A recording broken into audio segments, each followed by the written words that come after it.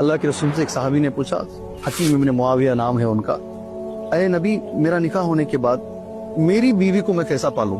उसमें जवाब दे रहे हैं, अंत तुइमहा इदा ताइमत, जो तू खाता है बीवी को खिला, व तक्सुहा इदा तसीत, जो तू पहनता है बीवी को पहना, वला तज़र बिल वज्ह, कभी जिंदगी में हाथ नहीं उठाना,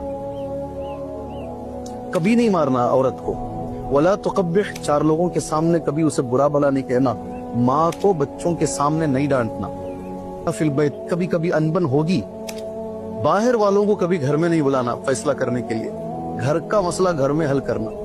अबू दाऊद, तिरमिजी, इब्ने माजा, सही अत-तरगीब व तरहीब, इतनी किताबों में है हदीस।